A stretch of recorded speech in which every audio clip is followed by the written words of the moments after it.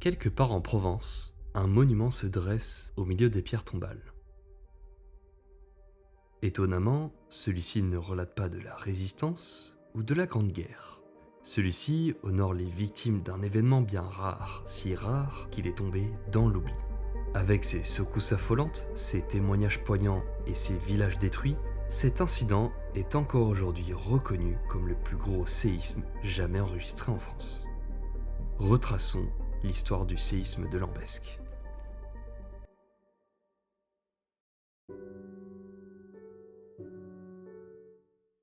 En dehors de ses territoires d'outre-mer, la France est un pays au risque sismique modéré. 3 régions se distinguent sur le risque sismique. La Bretagne, avec une magnitude maximale de 4 à 5 sur l'échelle de Richter. Les Pyrénées, avec une magnitude maximale de 5 sur 9 sur l'échelle de Richter. Et enfin les Alpes-Provence, avec une magnitude maximale de 5 à 6 sur 9 sur l'échelle de Richter. C'est dans cette région que se trouve le théâtre du séisme de 1909 en Provence. Dans ce secteur, proche de Marseille et d'Aix-en-Provence, la topographie est plutôt plane avec quelques coteaux. Ces terres ont une certaine proximité avec la mer et le climat méditerranéen. De l'autre côté, au nord, se dresse le piémont des Alpes, avec le massif des Alpilles. Ce sont les Préalpes avec la chaîne de la Trévarès.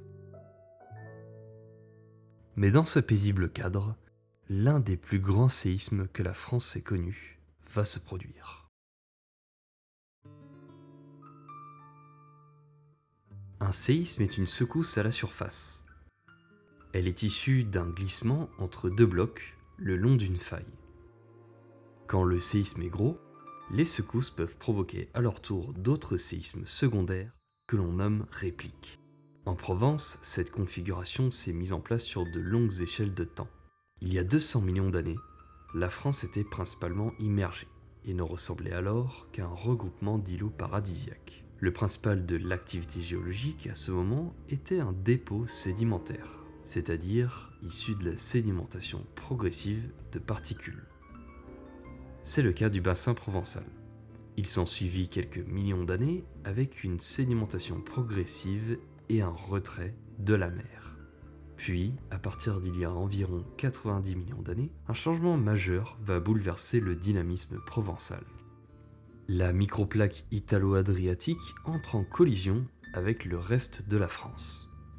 Cette collision étant rapide à l'échelle des temps géologiques et trop rapide pour que l'érosion gomme ses effets, une chaîne de montagnes va naître de cette collision. Il s'agit des Alpes.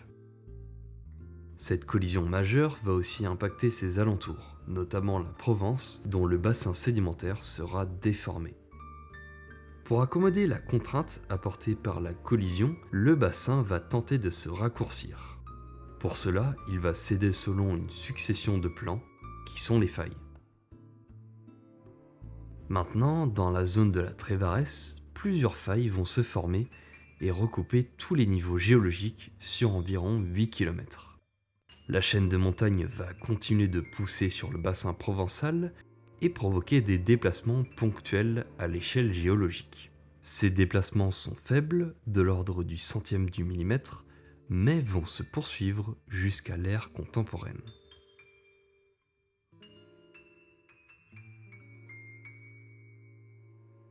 À l'échelle humaine, les petits déplacements de failles des Alpes se sont fait ressentir au cours des derniers siècles.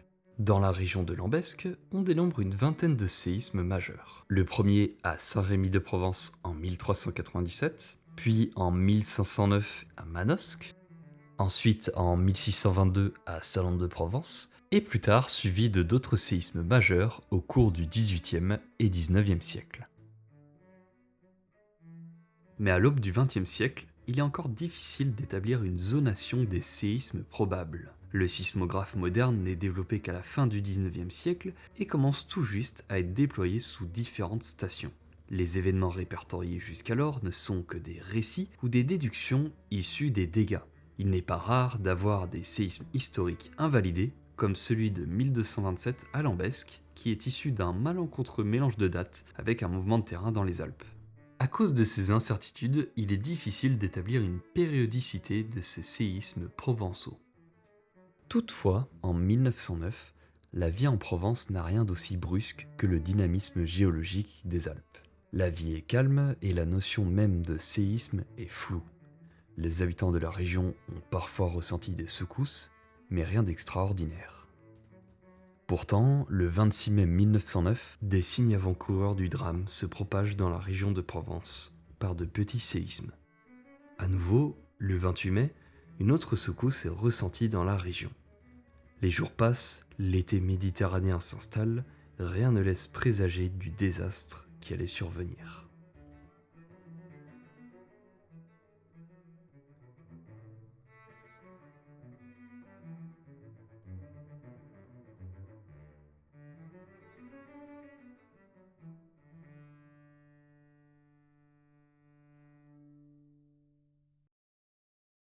Nous venions de prendre le repas du soir. Ma mère préparait ma petite sœur qui avait 14 ou 15 mois pour accoucher. D'un coup, subitement, la terre s'est mise à trembler.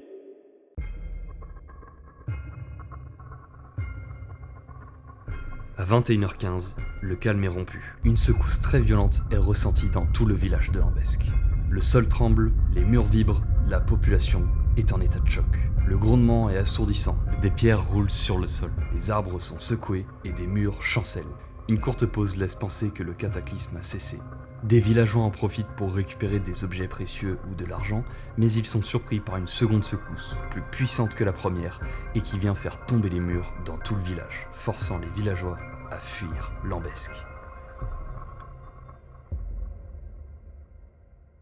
Le drame aurait été de courte durée, mais ses conséquences furent irréversibles. Le séisme aura causé de lourds dégâts. Il aura fait 49 morts et 250 blessés en Provence. Ces secousses ont été ressenties jusqu'en Auvergne et dans les Pyrénées. Sa magnitude est évaluée à 6 sur l'échelle de Richter, une mesure jamais atteinte en France métropolitaine. Localement, des milliers de maisons ont été détruites. À Rognes, un villageois témoigne. D'énormes blocs de roches qui surplombaient le village se sont effondrés. Des familles entières sont retrouvées déchiquetées sous les décombres. À Saint-Cana, on compte 10 morts et des grands bâtiments ont été anéantis, dont la maison des Templiers et l'église. À Venelle, des immeubles entiers se sont écroulés. Au Puy-Saint-Tréparade, 20 maisons sont détruites. À Vernègue, la plupart des maisons sont détruites, tout comme l'ancien château. À Salon de Provence, une partie du château a été emportée, s'abattant sur les immeubles en contrebas. À Lambesc, c'est plusieurs parties de la ville entière qui sont détruites. Le plus terrible dans ce drame, c'est qu'il n'est pas terminé. Des répliques vont se produire dans les jours, les semaines, les mois et même les années à venir. Le 10 juillet de la même année, un séisme retentit à Mérargues.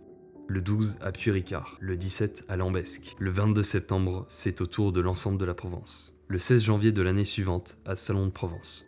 Les 8 et 12 mai, au Puy-Saint-Tréparade. Les 18 et 22 mai, à Lambesc. Et enfin, le 16 décembre 1911, à nouveau à Lambesc. Les Lambesquins ne retrouveront le calme qu'après 3 ans de répliques sismiques.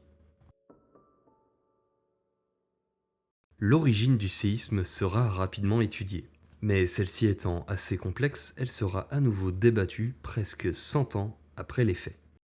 Peu après les événements, un astronome de renom, salué pour son analyse du séisme de Ligurie en 1887 et pour sa connaissance des séismes, va étudier le cas de Lambesc. Il s'agit de Camille Flammarion. Pour le cas du séisme de Provence, il va parcourir toutes les villes, villages et lieux-dits du pays d'Aix, à la recherche des dégâts et de leur intensité. Avec ce travail, il va dresser une carte des dégâts avec plusieurs zones en fonction de la magnitude des dégâts. C'est cette carte, couplée au résultat des sismographes, qui permettra l'évaluation du centre du séisme. Cette analyse va être couplée à celle d'un géologue, le commandant Spies. Celui-ci va rendre compte de 2 observations majeures et remarquables au vu de l'état des connaissances du début du XXe. La première est que le séisme n'a pas provoqué de changement d'altitude dans la région.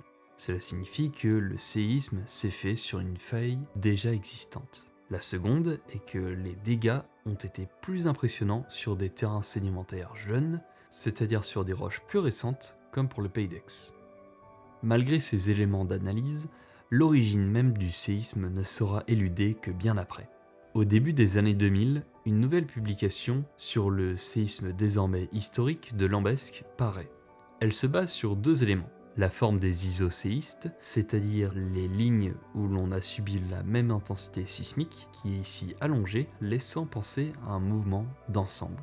Et puis la forme topographique locale, avec la chaîne de la Trévarès qui sort du paysage. Les chercheurs vont alors se lancer dans un pari, trouver visuellement le séisme de 1909. Des tranchées vont donc être creusées sur plus de 50 mètres de longueur pour plusieurs mètres de profondeur. Ces tranchées vont recouper les failles supposées de la Trévarès. Bingo, la tranchée révèle des mouvements lents, ceux du séisme comme celui de Lambesc. On arrive alors à la conclusion suivante. Actuellement, il est admis que l'épicentre du séisme est situé à 4 km de profondeur, ce qui est très peu profond et explique ainsi son incroyable intensité par rapport à la normale des séismes en France. Au vu des dégâts et des secousses ressenties, la zone source est cantonnée à la zone de la Trévarès. En profondeur, l'origine même est plus complexe à déterminer. L'hypothèse avancée est celle d'une compression à moyenne échelle des Alpes.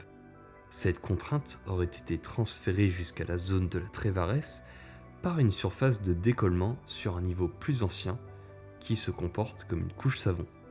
Ensuite, elle serait transférée à la faille déjà existante de la Trévarès. Cette faille, qui a évolué sur 11 millions d'années, s'étend et se déplace à un rythme lent de 0,03 mm par an. Le séisme de 1909 serait un changement assez exceptionnel qui vient de son extension vers l'ouest par une connexion avec une autre faille, ce que l'on appelle une zone de relais. C'est toute cette configuration qui explique le séisme extraordinaire de Provence. La question naturelle qui en découle est de savoir si la France peut subir, à nouveau, un séisme de cette magnitude. Depuis le séisme de 1909, quelques séismes de magnitude 4 à 5 ont eu lieu en France métropolitaine. En 1967, à Arête dans les Pyrénées, un séisme de magnitude 5.5 a fait de lourds dégâts et un mort. L'événement marquera la région qui prend la menace sismique très au sérieux, avec l'établissement de nombreuses stations et de la maison sismique à Lourdes. Pendant ce temps, la Provence n'est pas en reste. Madame, monsieur, bonsoir. La terre a de nouveau tremblé à plusieurs reprises cet après-midi du côté de Aix-en-Provence, puis Ricard et Beauregard. Des secousses d'une ampleur beaucoup plus faible que celle observée hier soir. Il s'agit en fait d'une simple conséquence du premier séisme, une sorte de retour à l'équilibre. Les scientifiques appellent cela des répliques normales autour de l'épicentre. Cela peut d'ailleurs se prolonger pendant plusieurs jours, voire plusieurs semaines. Le 20 février 1984, le Pays d'Aix connaît un nouvel événement sismique. Celui-ci est bien loin de celui de 1909, mais ce dernier occasionne quelques dégâts et laisse la population perplexe. En effet, seulement 2 ans auparavant, une estimation des dégâts avait été calculée.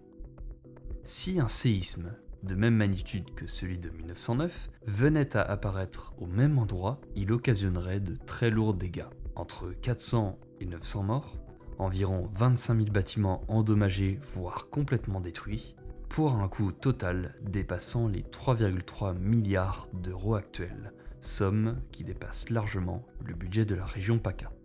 Pour autant, la Provence du XXIe siècle ne doit pas être aussi inquiète, et ce, pour plusieurs raisons. Il est certain qu'un séisme de cette ampleur reviendra en France. La géologie des Alpes et des Pyrénées étant en mouvement, une contrainte viendra à nouveau. Mais comme toujours en sismologie, il n'est pas possible de prédire exactement quand.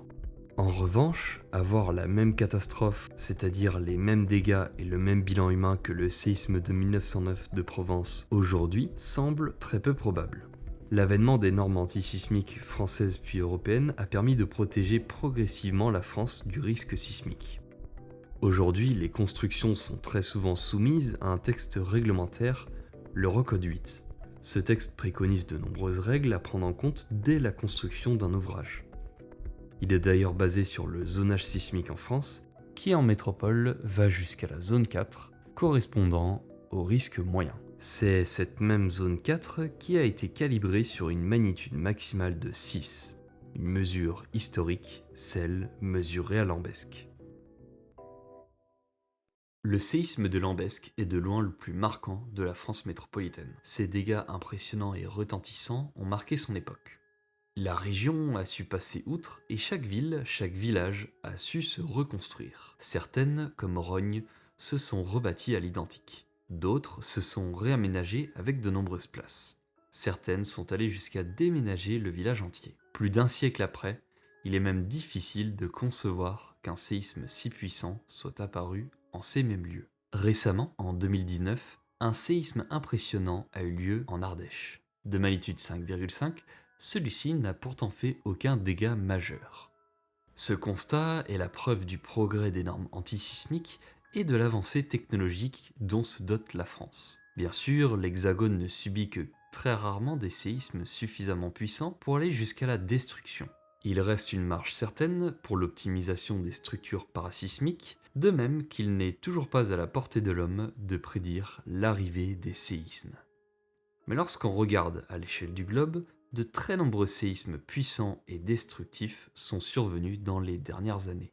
En 2016, dans les Apennins en Italie, avec 300 morts pour un séisme de magnitude 6.2, en 2023, en Turquie et en Syrie, avec plus de 50 000 morts pour un séisme de magnitude 7,5, et en 2025, au Myanmar, avec plus de 5 000 morts pour un séisme de magnitude 7,7. Néanmoins, quelques pays commencent leur émancipation vis-à-vis des séismes. La France applique les eurocodes sismiques, limitant les dégâts comme en 2019 à l'Eutaï. Le Japon construit ses gratte-ciel sur des fondations capables d'amortir les secousses et de résister aux séismes de magnitude 7. Et enfin le Chili, qui excelle dans la prévention de la population et des innovations parasismiques. L'amélioration de la situation antisismique de ces pays permet de donner espoir à propos de la résilience vis-à-vis des séismes, preuve du progrès de l'humanité face aux cataclysmes.